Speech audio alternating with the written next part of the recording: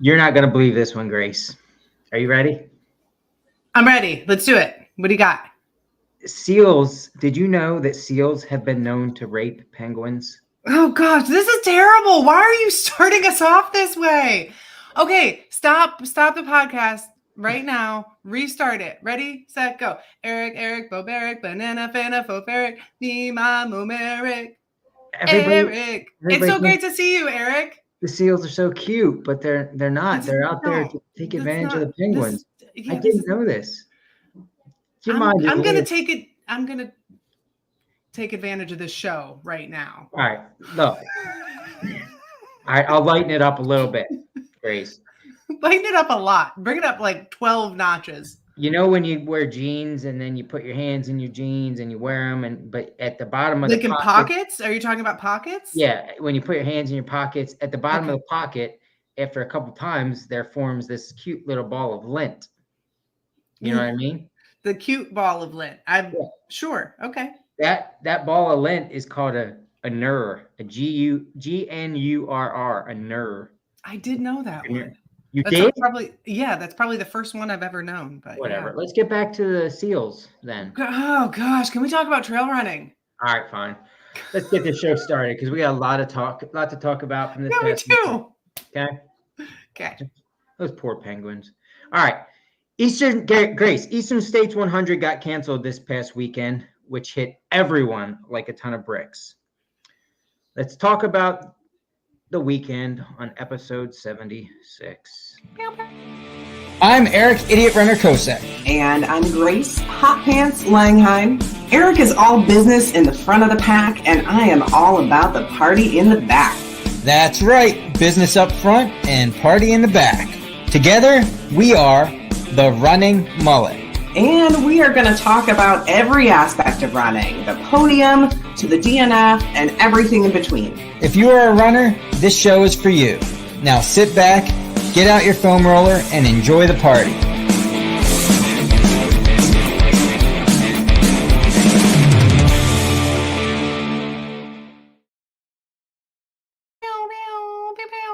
All right. For one last time, for those that are just tuning in and didn't catch the very beginning. Don't do it again. No, I need to. This needs No, to get you out don't. there. It doesn't there needs need to be to. a lot of stuff, groups formed to try to stop this.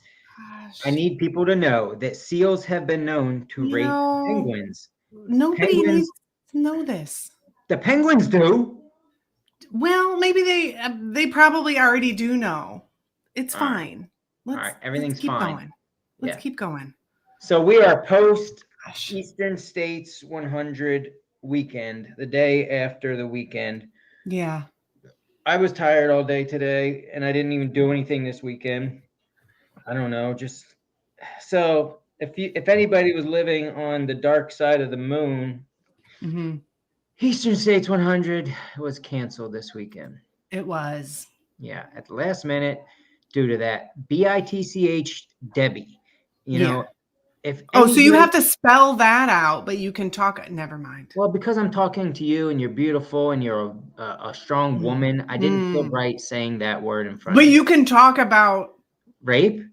Yeah. I don't like talking about rape, but it's something. Why do you do this to anybody who's listening and it's your first time listening because you saw this on the Eastern States 100 page? I'm so sorry. This is Eric is special, and he's actually a nice guy, just so you know.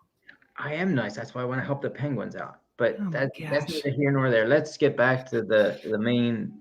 The race was canceled, and I think that I was talking to my friend Kate today, and she's kind of just gotten into trail running maybe 3 years ago, something like that, and didn't know about the history of Eastern States. And so Eastern States has just been plagued with cancellations. This is not the first time they've had a cancellation, and I think that's one of the things that made this really hard on everybody. Yeah, and then but this was a cancellation that had no other choice. I think all three of them did, don't you? Yeah, but this one is just like the bad luck and the bad timing of Debbie the bitch, tropical storm coming up the coast. They were forecasting inches of rain that this area have never seen before. And Yeah. I don't even know what we ended up getting. Every area, there's some, towns close to me here that needed boat evacuations and stuff. We didn't get that much where I'm currently at in Wellsboro. Yeah. But anyway, the race could not go on. There was a, what's the word? Declaration of emergency. Disaster.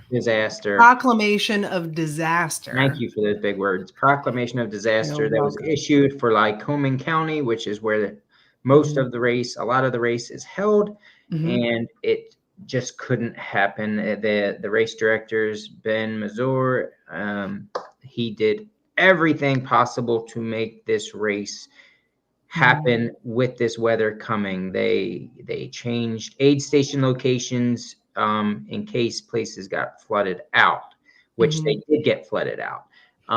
They last minute they tried to even change it to a out and back because the whole upper north section of the course was underwater from Pine Creek flooding. So, and I told them that I'm like, the one thing I think that people are going to walk away with after the frustration and the anger and the sadness goes away is you clearly showed them that every single effort was made to get this race to happen. Yeah. But it is in their bylaws. I don't know the lingo, but it's in the race's bylaws or in their language where if the area is under a state of emergency, there is no questions asked of why or whatever, the race does not happen. So it was an easy, although it was 40 minutes before the race started, which was horrible, but it's the way it was. It was an easy decision to make and the right decision to make. Yeah. So that is in their bylaws for a state of emergency, and a proclamation of disaster is one step up from a state of emergency. So it's a little bit farther than that, which allows the county to tap into more resources, which is desperately needed. And I was talking to Ben late that night about it, and he had some time to simmer on it, this is just such a gem. He was very thoughtful, and I hate to give this away so early on in the episode, but he had said, I was sitting there at the cookout, which we'll talk about. He's like, I was sitting there at the cookout with so many people around me having a good time and acting like it was like a family cookout. That's what it felt like. And he said, we made a decision that's the decision that you would make if you were making a decision for a family member. So for anybody who would be a runner, and if they had a loved one caring for them, what decision would they make? And I think about that sometimes when I'm out at races. I think about, what would Jason want me to do right now? Would this be the smart thing that he would want me to do because he cares about me? And sometimes that helps me make decisions because I make crazy decisions sometimes. And I thought that was a really neat perspective. And that's definitely the truth. And the other big piece of this is we weren't the only ones out there, right? There's residents. There were people who were without water, people displaced from their homes, and the emergency personnel in that area needed to focus on the residents and not people, visitors from other lands in a race. So it was tough. So many emotions. So it was canceled. There was, for anybody listening who doesn't know about it, Asian States 100, big, huge race. It was canceled. At that point in the morning, the water was not done rising. So we knew that it hadn't crested yet. The waters were continuing to rise, and parts of the course were already underwater and not passable. So that's that. Yeah. And if anybody has been down to Little Pine State Park and seen that cute little lake that's so calm, and if they could have seen it from where the start and finish usually is this weekend, it truly, a group of us went up there and stared at the bathrooms and the top of the roofs of the pavilions, and you're looking at it with your own eyes, and it's still hard to believe how much water was in that lake. And it's a, you know, this is a flood control lake, so it's meant to hold the water back. But it was insane, absolutely insane. Mm-hmm. So yeah, a lot of frustration that day, that morning. You know, for me, I told Becky, my wife, we're sitting there in the dark at 5 o'clock, right after this happened, and there's people walking around, and I can't even find the people that I want to find and I want to talk to, and it was just like all I want to do is help people, and there's nothing that can be done. Yeah. It really sucked. Yeah. It's hard when you go through so much preparation. You know, some people may have had their eye on this prize for years, you know, never mind the last, 6 to 12 months of training that most people go through.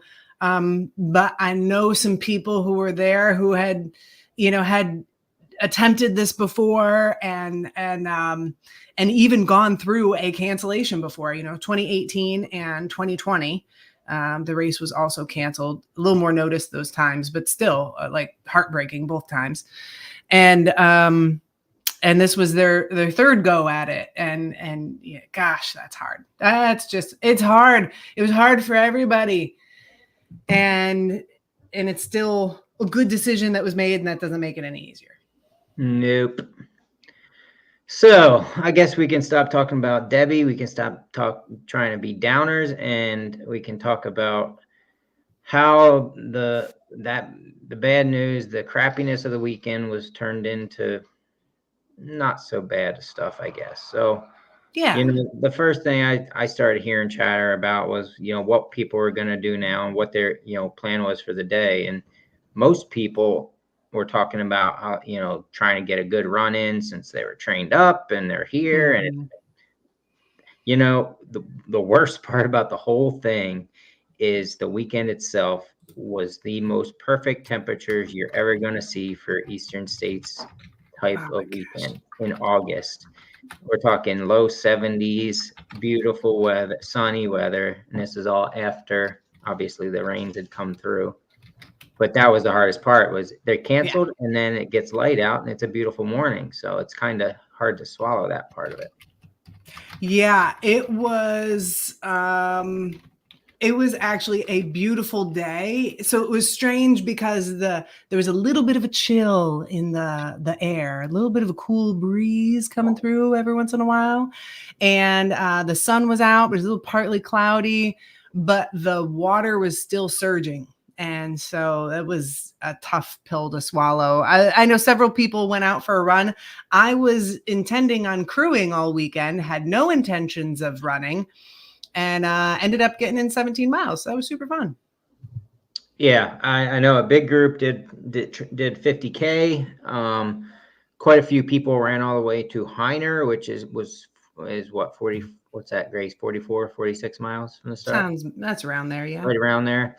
Yep. So I mean, there's the trails got used on Saturday. It was kind of cool to see if you're out and about. There's people everywhere going every which way. Yeah, it was neat to see. And that was a good time. I want to give. There's 4 individuals that actually went out on their own and decided to do the course, the Eastern States course, on their own, and they completed the course. Adam Kolb, Josh Rollins, Gabe Batdorf, and Anthony Arthur. And they did that on their own, no aid station from the race or anything like that. And so good for them for finishing the whole 107 miles. I think some of them had. Yeah. And shout out to Gabe's wife, who was only going to crew at the crewable aid stations and ended up crewing at all aid stations with 2 small children. So I was going to throw that out there. Yeah, let's back that up a little bit. Gabe went out to do the 50K. She thought she was only going out for the 50K, and then he got to 50K and said, well, let's go to the next aid station and the next aid station. Yeah. That's when he decided he was going to try to do the whole thing. So so good on her. You might have some competition for best crew chiefs when it comes down to Monica Miller and Jess Batdorf for sure. Yeah. And I think so there were some people who went out for a run. I was one of them. And I will say that before even going out, it was me, Laura, and Steve. And the three of us had said, look, if at any point it looks like we can't pass a stream of water, we're going to turn around and go back. And we also went slower than normal. Like we took our time. We were safe out there. So there were plenty of people who went out who were definitely more cautious while they were out there. They did turn around, they went back. So I think people went out on the trails to enjoy it. The trails actually weren't in too bad of shape. It was, there were certain sections that I didn't see that were in much worse shape. I think if you had 100 cars out there trying to crew their runners plus volunteers, it would have been a very different scenario. So the few people who went out, I think that a lot of people were much more cautious than normal. Yeah, I saw Blackwell Aid Station, and everybody that's listening probably knows Blackwell Aid Station is the northernmost part of the loop, right along Pine Creek. And I saw that on my way home, and because I was informed that it was muddy there, and it was 4 or 5 inches of mud in the parking lot, and that's where the aid station is centered at. Yeah, so, things like that. It's like, yeah, this couldn't have happened. And that was at the crucial aid station. It's 80 miles into the race. You need crew at that point. You need that aid station. There's nowhere else near there to put it. So, seeing just that example of, oh, they could have started the race. Oh, yeah. Well, what would have happened there? So, it was like proof that it's like, boy, they made the right decision. Yeah. And I think about I have crewed there before. I've been down those roads before. Just, not too long ago, I was crewing at World's End. And I remember getting to a certain spot where I was going out one way and another car was coming in. And it was like we were facing off because neither one of us had any room to move over.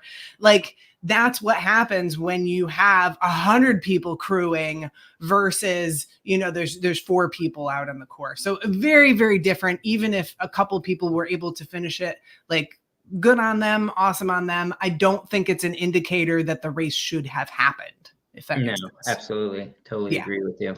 Yeah. So the first thing I saw when we were camping there at Little Pine State Park, after, an hour afterwards, some people went for a run real quick, but what the depressing part for me was sitting there camping. All I saw was people packing up. Early Saturday morning, people were packing up. Now, the one, in defense of whatever reason they were leaving quickly, Becky quickly pointed out, she was like, a lot of these runners that are camping here didn't come with any food. So, they're running the race, which had full aid stations, a big party afterwards with food afterwards. So, they didn't really need to pack camping food or anything. So after the race was canceled, for them, they're like, well, I don't have breakfast, lunch, or dinner for the next 2 days, even though it's a weekend. So I get, that might be part of it. It's just a disappointment, but whatever it was very depressing to see the campground, a majority of the campground and campers funnel out really fast. And it got quiet kind of quiet Saturday morning, I thought. And, wow, everybody left really quick after this, this news. And we got a whole weekend, but it is what it is. People had their things to do. Yeah. And I think it was interesting to see how it went for everybody. One, there's practically no cell service out there. So you really couldn't coordinate anything with anybody. And then, secondly, it was interesting to see. Now I've been watching Facebook and watching everybody's updates because I want to see what happened. And there were people who, I know one person went back and did a 100-miler in her hometown. Yeah. And so she's like, let me pack up. Let me get out of here. I'm going to go do a 100-miler further south where that flooding had not happened and with family there. And so there was that. I think there were some people who were traveling with family, and it's tough when you've got family with you and you have, maybe some young kids with you, and all of a sudden the race is canceled. Well, man, maybe I'm going to take these kids home and having them here with me for a finish would have been cool, but having them here with me and there's, roads that are closed and not a whole lot to do, it's just going to be more comfortable at home. So I saw some of that. I saw some people saying, well, let me just hang out and see what happens. I think there was a little bit of everything. So that it was pretty wild to see. I think some people went back to their cabins and had a little mini party in their cabin, you know? Yeah. That was cool. So one of the cool things that the race instantly thought of or managed to pull off was, this was last minute. So all the aid station food for all the aid stations was already bought, was already in coolers, was already on their way to the aid stations. But because this disaster had happened, the flooding had happened, there's people out there that basically just had their homes washed away or can't get home right now and this and that. So they real quick came up with the idea to, any aid station food that was still around that you still had in your vehicle, bring to the main start finish line, and they would get it all together and take it to a shelter that needed it, obviously that day, and disperse it as needed. And we're talking about quite a bit of stuff. Pickup trucks of food. Pickup trucks of which stuff. Was great. Right. But by doing that, and we had our 2 vehicles full of aid station stuff because we were doing Twin Flats aid station. They did not want any perishables. So, a lot of what we were taking to the aid station was real food, was frozen food.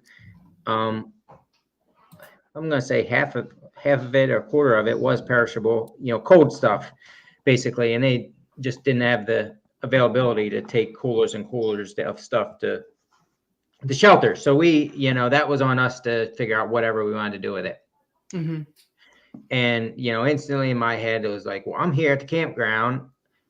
Let's have a picnic, let's have a get together, a cookout later in the day. And for me, it was like, there wasn't many people around at that point. I was like, okay, well, maybe with the 10 or 20 people still left in the campground or hanging around here or out running, they'll show up. So I put it on the Eastern States Facebook page, and I kind of tell everybody just, hey, come on back at 5 o'clock if you're not doing anything, and hang out for a little bit. Yeah. And I finished up my 17 miles that I had run back to the campground. I figured, I figured I would come back to the campground. There would be people just hanging out, and I would just chill there, maybe have time to take a shower, but I would just there would be so many cool people to talk to. And I came back and there was 4 people there. There hardly anybody was there. Yeah. Cass was there. And so still cool people there. And I talked to her for quite a while, but still I thought there would be more people hanging out, and there just weren't. And so I did go back to the cabin to take a shower quick. And I messaged you about, cause I had to give you your peanut butter, and then you had messaged me, said cook out at 5 o'clock. And I'm like, okay, cool. I'll go back. That was very nice of you to think of that. And we'll do a little cookout in 5, but it wasn't 5 or 10 or even 30 people who came to this, Eric. No, I wish we were better at let's pop up a picture to show people right now, because I didn't do any of that. But somebody at some point told me they counted 130 or 140 people there. Yeah. So the people came back. A lot of people came back, and I don't know. I thought it was a pretty fun evening with a ton of smiles, where it's everybody forgot the fact that this big thing was just canceled, and it was just a family reunion atmosphere. We can definitely get into your shenanigans that you started playing, but even before those games happened, it was just, groups of people talking and then intermingling. It was just really, really heartwarming to see that many people come back just for some pierogies, leftover aid station food, pierogies and bacons and stuff and things like that. Yeah. Oh my gosh. And it was so cool. The energy was amazing. You don't sound excited, but that's how you always sound about everything. I'm telling you, if you're listening, Eric was just beaming. He was actually smiling from ear to ear the entire time, and cooking up food for everybody. And it was just a cool atmosphere. And yeah, I think it gave people a moment to forget about what they lost, and to just enjoy each other's company for a little bit. And it was so cool. One of the things that was really cool about it was this race is so big that it draws in it draws in people from all over. You know, it's a 25K. You're kind of going to get more locals because it's hard to travel that far for a 25K. But we had people from all over the place. And it was like my cool friend Schaefer got to meet my cool friend Gabe. And like, so I think people were meeting each other and making friends and telling stories. And there was so much laughter it was loud. It was good. And it was lovely. It was reminiscent of like a Heiner after party. I'm telling you, like it was just good stuff. It was exactly what this trail running community exemplifies, you know? Yeah, it was quite an experience. And I'll be interested to hear, 5 years from now, what people remember from that day. And I hope that's one of the things that they remember is when this bad thing happened, we rallied together. We gave away all the food and the water to people who needed it. And then we had a little cookout and we had some shenanigans. Yeah. Yep. And Walker just put it perfectly. A family picnic, but with family you actually like. And that's what it is. Like everybody is just loves everybody there. It was everybody I wanted to see. Dave, it was spot on. It was a family picnic, but with family you actually like. That is what happened, and it was glorious. Yeah, it was. I don't know. I agree with you about the 5 years down the road from now. I know it was just a picnic. I know, and we all could have done the same thing, but I think it was bigger than it was. I think it was big. It was big. It was needed. Yeah, and you put on a clown costume for a little bit. Well, so the story behind that is our aid station our theme was supposed to be circus.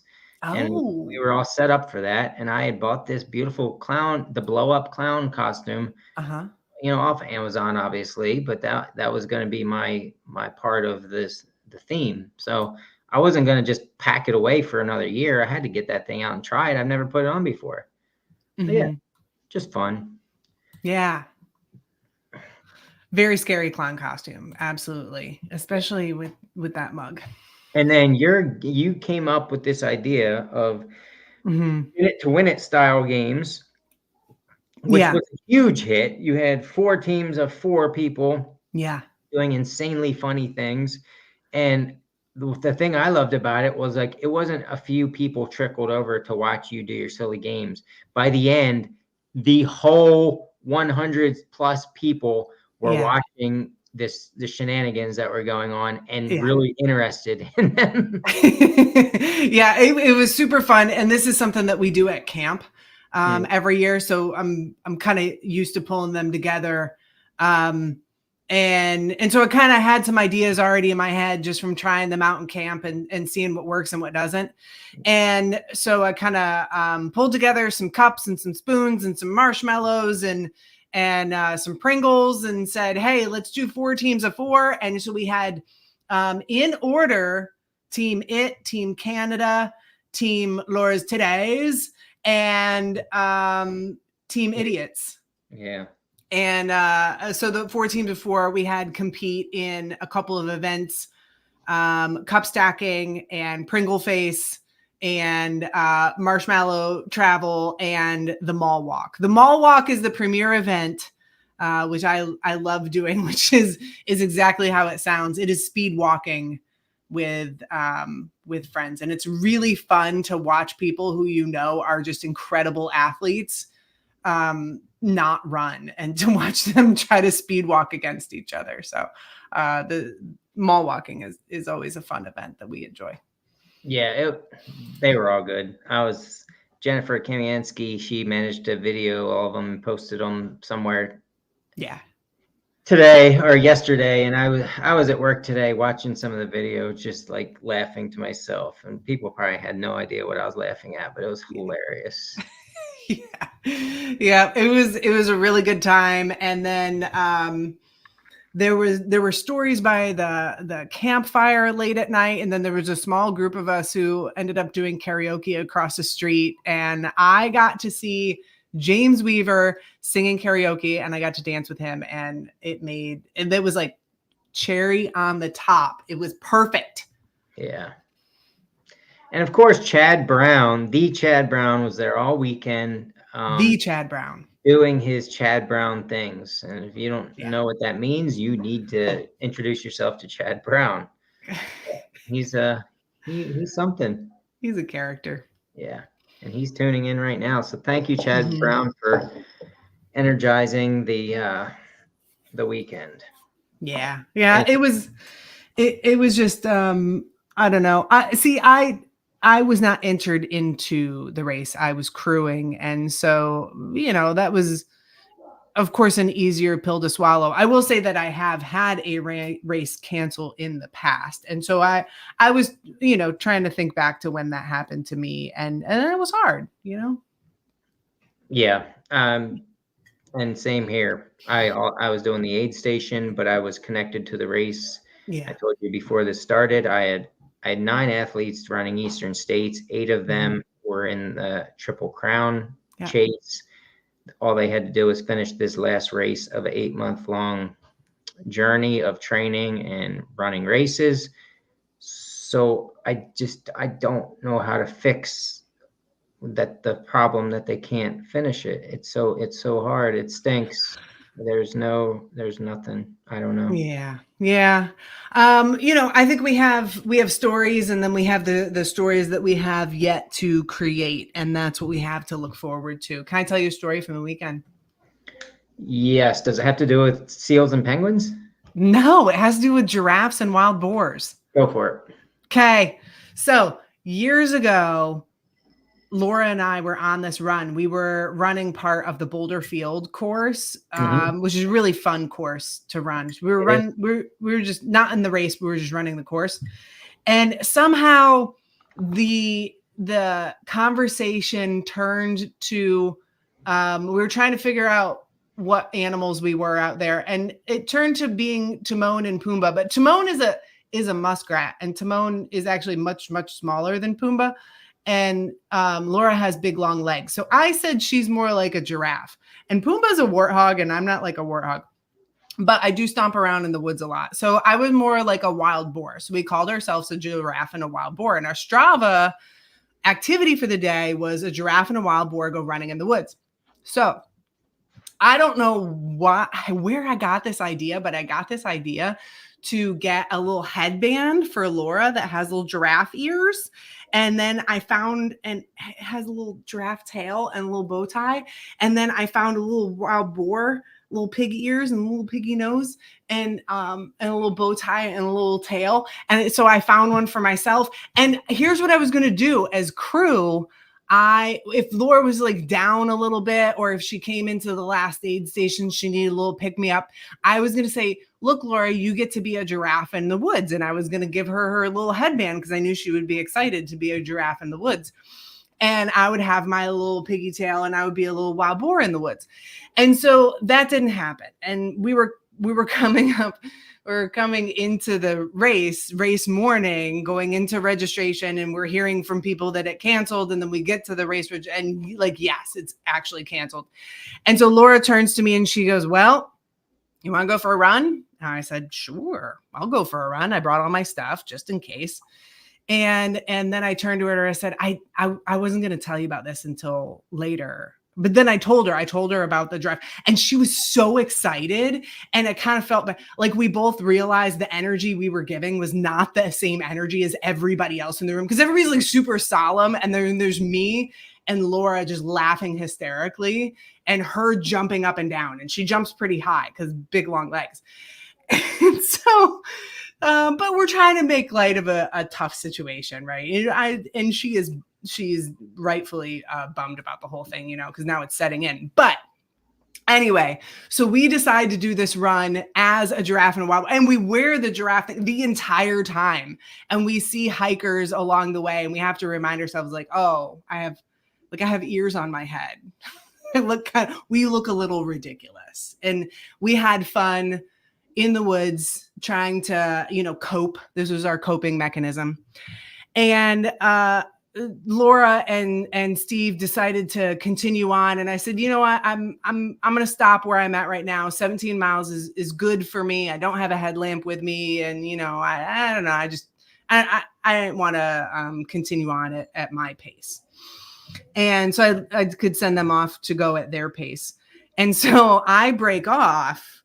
And I'm going to take the road back because, you know, the kind of loops around and then you can kind of take the road back and easy peasy. It's like 3-4 miles on the road. And I'm not 2 minutes down the road and this pickup truck pulls up alongside me. And this guy says, "What are you?" So I respond back and I say, "All right, so I'm a wild boar. I used to have a giraffe with me, and that made a lot more sense when there were two of us. There was a wild boar and a giraffe. Now I just look ridiculous." And so he goes, "I have so many questions. I'm going to pull over. Do you need a ride?" That's awesome. So these guys were locals with the electric company. They're helping get everything, you know, the set up and all that, and they have cabins in the area. So and I was like, I'll take a ride. And so I hop in the back, and he goes, "You don't seem the type, but do you want a beer?" And I was like, "Absolutely," because I just got finished doing 17 tough miles on the trail. Right. And he goes, "Well, we'll go back in that cooler. There's a can of Genesee." And I would not have an open container in the car at all. So I waited until I was in a good spot to have that beverage, but I did, and it was delicious.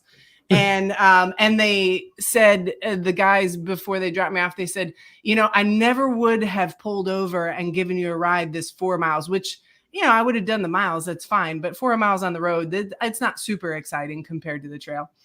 And so, so the guys, "I never would have picked you up had you not had those ears on. And I wanted to know what you were." So there you go. If you need a ride, that's all you got to do. Put on some little ears, and you'll pick up a ride much easier. You sure they weren't staring at your tail? They might have been staring at the tail. I think it was a combination. I think the ears really drew them in. Tail sealed the deal. Yeah, the tail definitely sealed the deal. That's a good way to put it. Oh my gosh, it was a good story, and they were super nice guys. They were really friendly. So and I got a ride back to my car, so that was nice. But that was the whole weekend. The whole weekend was just like these cool stories like that. You know, doing karaoke afterwards was just such a blast. It's so fun. Yeah, it was. So I mean, it turned into a pretty fun weekend, really. Still a lot of people trying to figure out what they want to do, and I guess that's a good time to mention. I don't know where this was mentioned at, but an athlete of mine said that Virgil Crest Ultra is offering 50% off for, I'm assuming, runners that were registered for Eastern states. For those that don't know, Virgil Crest Ultra, that's in New York. I believe there's a couple different distances, but there is a 100-miler, and it went on for a while, and then it took a break, and now it's been back for the past couple years, 2 or 3 years, I believe. But everything I've always heard about it, it's been on my bucket list. So anybody who is listening that still doesn't know what to do with their life from what happened this past weekend, and if you still want to use your fitness for something, you might want to look into that deal wherever it's posted, or reach out to the race director. Yeah, there were a couple of cool races brought up. I was while I was on my run, I ran into Dave, not literally, but figuratively ran into Dave Walker, and he looked at his phone and he's like, "People keep signing up for Black Forest." Oh, I bet. So he still has space in Black Forest. That's another one that's right around the corner, and also a tough race that would be good to put some of that training into. And then I selfishly, as I was talking to people, I was like, well, you know, if you want to beat up your quads, you can still register for Slopeside Slumber Party, because I got space. And sure enough, I had quite a few people, including a couple of your athletes, sign up for Slopeside. So I'm excited for them to get some vert. That's awesome. And yeah, that's this coming Saturday night, right? Yeah, this coming Saturday night, and the women's field is looking pretty stout. Noise, got a race on their hands, huh? There is a race afoot, and it's interesting to see. I don't know why. I don't know why this is, but I haven't really. I don't feel like I've done anything to warrant this, but I get pretty much a 50-50 split for gender. Right. And so there's 41 men, 39 women in the race right now. That's awesome. Really close. Yeah. So still waiting to see if Jim Blanford does a last minute registration. We'll see if he comes. He'd probably be a race day. We'll see. But some great runners and some other folks who are definitely coming for the party side of it, and everybody's welcome. So how long is the event? 3 hours. 3 hours. Yeah, 3. And it's like, I've even talked to them about doing more time, but there's so much vert in such a short, it's only 1.5 miles with 600 feet. And so within 3 hours, you can rack up some vert pretty quick. Right. I don't even know if it would be enjoyable if you had more time out there. I mean, enjoyable is a loose term. Yeah. Oh, and anybody who's traveling, we do have through because the race is through the York Roadrunners Club, which is a nonprofit, and we did get a group camping site at Pinchot Campground, which is only like 7 minutes from the course. So there's free camping all weekend, Friday, Saturday, Sunday, and Pinchot has lots of trails and fun stuff to do at that lake. So you can camp for free for the whole weekend. What a deal. Yep. All right. What else you got? Anything? Oh my gosh. It was just it was a weekend full of emotions. I have a couple of, this has just been every single weekend. I've been so busy, and that is coming to a close soon. And I'm excited to spend a little more time with some Mullet Chronicles soon. And I've got 2 lined up right now, but I'll be interested to see if anybody sends me their race report or or non-race report from this past weekend, because I think that might be interesting to add to the Mullet Chronicles. Yeah, very much so. Yeah, I thought so. So we did, something we haven't talked about at all in the past 2 weeks, and we probably should, because it's a big part of what's been going on, is the Olympics. Yeah. So I believe that's how we left it with you. Next Monday's show is going to be the Olympic show. Yeah, I found one of my favorite moments. I had so many good moments this past weekend, but one of my favorite moments, I came in, I was walking up to the cookout and I was talking with somebody, and then Lauren came over. Oh, because you gave her a message to give to me, and then I gave her a message to give to you. And then and so she was doing. We try not to talk when we're. No, I don't. I'm actually not interested in ever talking to you in person ever again.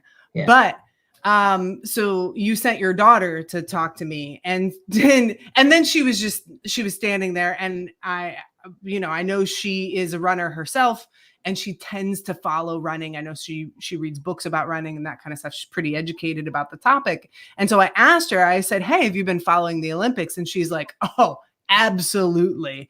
And we had this good 20-30 minute conversation about the Olympics. And I stopped and I was like, we really should be doing this as an episode, because between the two of us, she had perspective that she knew about some stuff that I didn't know about. I knew about some stuff that she didn't know about. And it was just a really, really cool conversation. And it was great to hear her perspective too, because she's in it right now. She competes. And she had just got done with a running camp. So that was pretty cool. Yeah. And I enjoyed the conversation, and now we have to do an Olympics episode with one of the other COSECs. Yeah. So I will be replaced once again. 4th time out of 5 weeks that I'll be replaced by another female as a co-host on this show next week is the plan. So that should be a really fun time. I'm sure she's looking forward to it, and it does deserve to be talked about, because it was a pretty phenomenal Olympics, I thought. Yeah, so many great moments. I can't wait to talk about it. I've been studying. I need to take some notes. It's going to be a really fun episode. Even if you haven't been following the Olympics, I think it's going to be a cool episode. So, yeah. Yep. Agreed. So I guess that's where we'll end her, Grace. I mean, the Eastern States didn't happen. Let's move on from here. Yeah, there's so many other fun things coming, and you know, we keep cruising along. That's what we do in this sport. And you know, I've heard this from a couple of different people before, and I don't remember who I first heard it from. But when you're in an ultra and you come across a problem, it's not about how to eliminate all the problems in ultras. It's about how do you handle problems when they do come along. And that's what this weekend was. How does this trail running community, how do we manage through those obstacles when they come along? Well, we have a family cookout. That's what we do. Yeah. Exactly. All right. I know. I think we know what you're doing this weekend. You're running your Slopeside Summer Party. Yeah. And I don't know what I'm doing. Who knows? Okay. Leave it a surprise. That's all right. I think, you know what I want to hear? This is homework. I want to hear what's next on your calendar. You know, I have Baker 50 miler coming up in a couple of weeks. I'm excited for Baker. I'm glad that I got a training run in, honestly, this past weekend, to get ready for Baker. But I want to know what's on your horizon, buddy. I want to hear what you're excited about. It doesn't have to be like an A goal or an A race, but I want to hear what's in that little noggin of yours. What's rattling around? All right. Can you give me a week? Yeah. Okay. You give me a week, I will give you a solid answer that's going to have details about what's on my horizon. How's that? Yes. I love it. Deal. Good. Well, Grace, it was great seeing you in person, even though we avoid talking to each other, making eye contact, because it'd be weird. That's right. Yeah, I don't like it. But it was great seeing you this past weekend, and thank you for your help at the picnic and playing the games. It was amazing. Yeah. We're a pretty good team, even when we're not on the computer screens. We are. Thanks to you and to Becky for putting together the cookout to begin with. That was just awesome. And can't say enough about this weekend. It like I said, I don't want to discount like the loss that plenty of runners are feeling right now, but I think we held it together and managed through it as best we could. And you did awesome. And I love seeing you. It's good stuff. Good stuff. Agreed. All right. We'll see everybody next Monday. Okay. Monday. Yeah. Find those. There's plenty of races out there, plenty of opportunities. Yeah. Pick one. And if you don't want to pick a race, go do a freaking FKT somewhere. There's plenty of long ones of those, and you're in great shape. So get it done. Yes. Go do an FKT. Go do something fun. And if you can't do any of those things, at least tune in every Monday, 7:30 p.m. Eastern time to come see us and like us on the YouTubes and on the Facebooks and leave us comments and reviews on the iTunes, because it feeds the algorithm monster. And we super love that. Thank you, everybody. See you. Bye.